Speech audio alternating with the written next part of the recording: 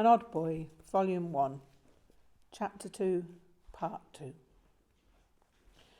Mr. Love was always warm-hearted and affable, always ready to tell me anything I wanted to know about blues. He gave as much detail as I requested, but never so much as to overwhelm me. "Can you buy these records in England?" I asked. Mr. Love mused. "I don't think so, unless a specialist shop in London might carry them." The next question was obvious. "Where did you get your records?"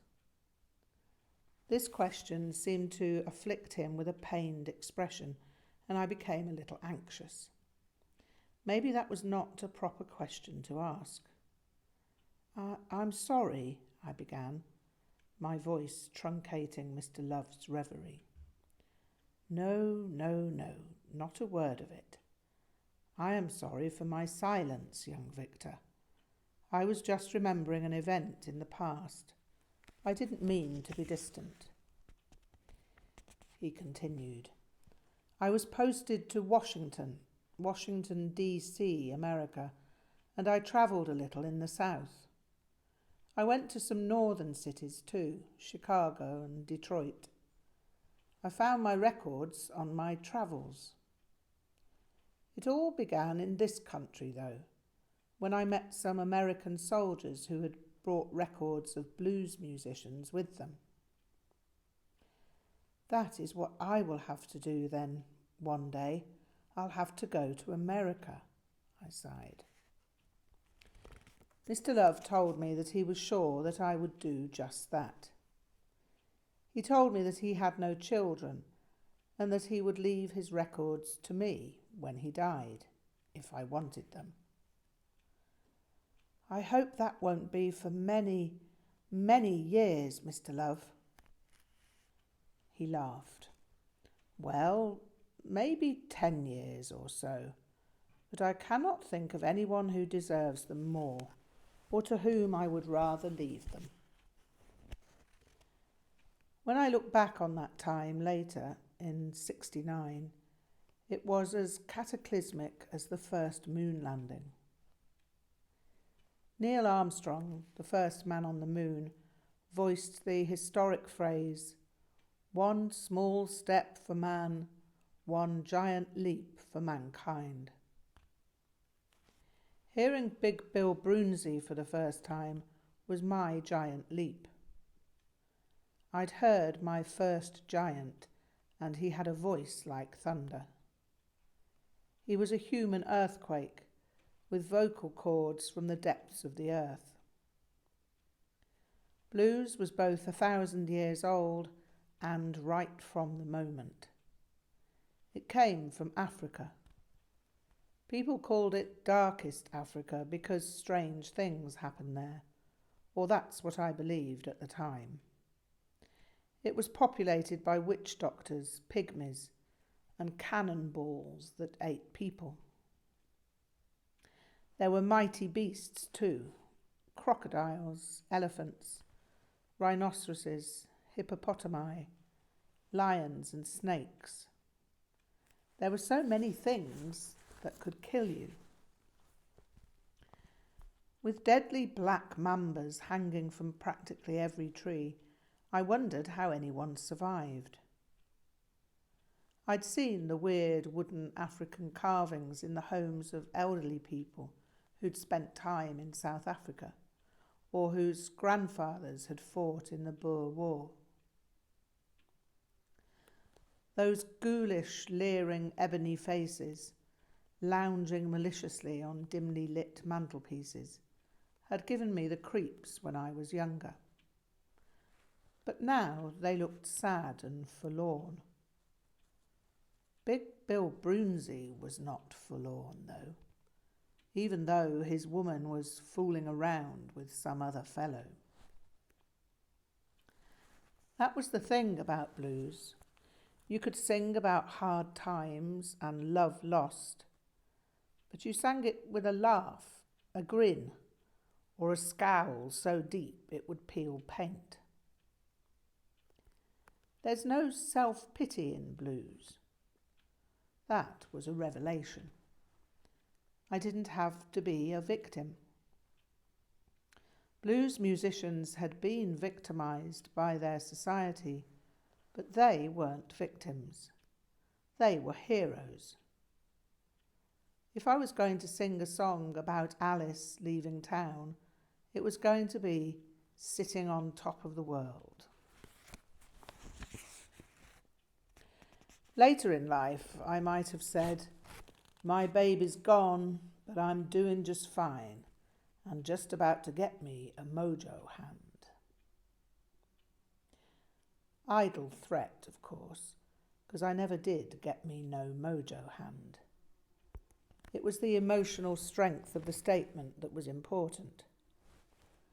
I'd lost Alice, the first love of my life, at the age of 7. So I knew all about the blues. I rented a room in Heartbreak Hotel. I'd heard that song by then. I'd been heartbroken about as bad as any human being could be, and I'd survived. Bluesmen were survivors, and I was a bluesman. You had to be a bluesman if you wanted to survive. That was clear at the age of 7, having heard Big Bill Broonzy. I still thought of Alice. I wished I could find her again. I missed her. But a bluesman could sing about that kind of thing. That's what made it all right. There was heroism in blues. You couldn't be admired singing some snivelling lovelorn ditty. But a bluesman could stand proud with his pain and make wonderful music out of it. I was determined I was going to be a blues hero. Mr. Love told me, Big Bill Broonzy was born in 1893 and lived until 4 years after you were born. That seemed fantastic somehow. I've been alive for 4 years of Big Bill Broonzy's life, I cried out, as if that established an extremely important connection. It seemed to authenticate me in some way. There is an even closer connection, actually, Mr. Love continued. Big Bill Broonzy, after touring with Memphis Minnie during the 30s, returned to solo blues and travelled in Europe from 51 to 56. That was wonderful news. So he came to England, I asked. Mr. Love smiled benignly. Yes, he came to England. I'm happy that idea pleases you. Big Bill Broonzy, being in England, seemed like a blessing of some kind. Who was Memphis Minnie? I asked. Mr. Love replied, she was a blues singer like Bessie Smith, but she didn't have quite the power of voice that Bessie Smith had. She and her husband, Kansas Joe McCoy, played on the streets of Memphis, where they were discovered by a scout for Columbia Records. They made their first recording in 1929. He played me a Memphis Minnie record. He was right about her voice. I liked her, but I preferred Bessie Smith. I thought about her husband's name, Kansas Joe McCoy, and thought about Surrey Vic Simerson, but it sounded terrible. No one would listen to anyone of that name. Wayfled Vic Simerson? No. Farnham Vic Simerson? That was better, but it still didn't fit the bill. I was going to have to come from somewhere else. Memphis Minnie was a pioneer, though, Mr. Love assured me. She played electric guitar in Chicago 1 year at least before Muddy Waters played electric, and 5 years before Muddy Waters' first electric blues recording, Can't Be Satisfied. Just think of that. I did. I thought all kind of things. What would I do, I wondered. I didn't know, but I was going to do something. Mr. Love, encouraged by my enthusiasm for blues history, told me Big Bill Broonzy was a pioneer of Chicago blues. He began playing electric guitar in 1942, but the white audiences wanted to hear acoustic guitar as they considered it more authentic. I was pretty much outraged that white audiences had opinions about what was authentic in terms of Big Bill Broonzy's music. That's very silly, isn't it, when Big Bill Broonzy is real history? Mr. Love nodded. Yes, people are often misguided through being ill-informed. It is never worth expressing an opinion until one has studied a subject in depth. That should be taught in schools. People have too many opinions, he laughed, and express them too frequently.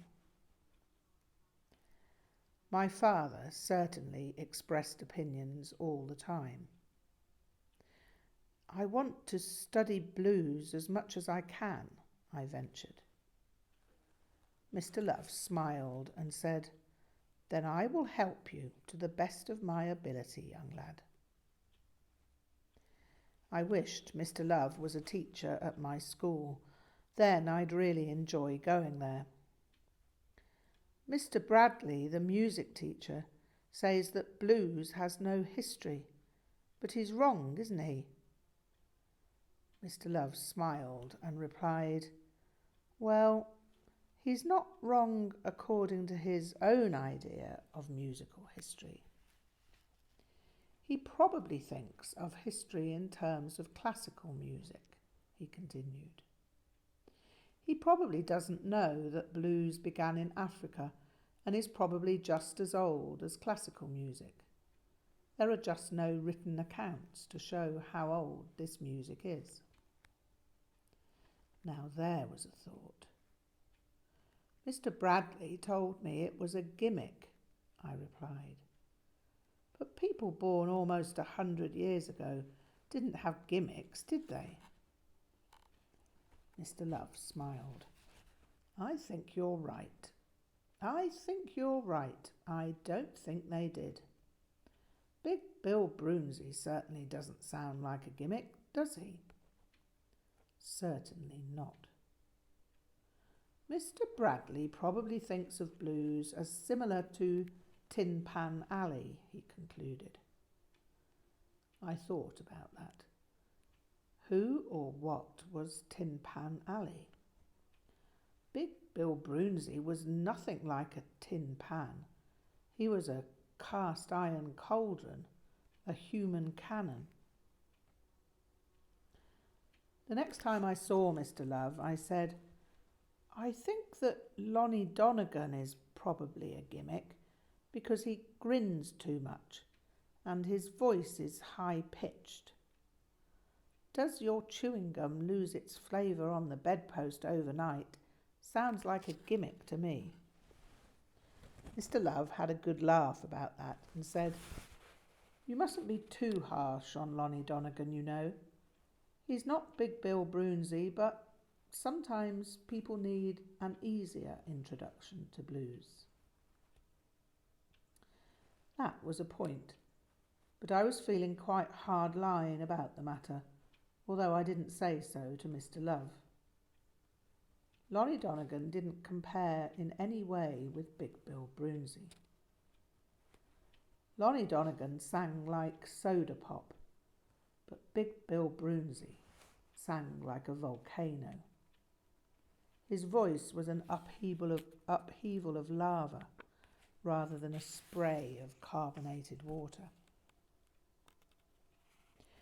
I'd been determined I was not going to sound like soda pop, not even if I had to eat sandpaper for breakfast every morning and gargle with domestic bleach.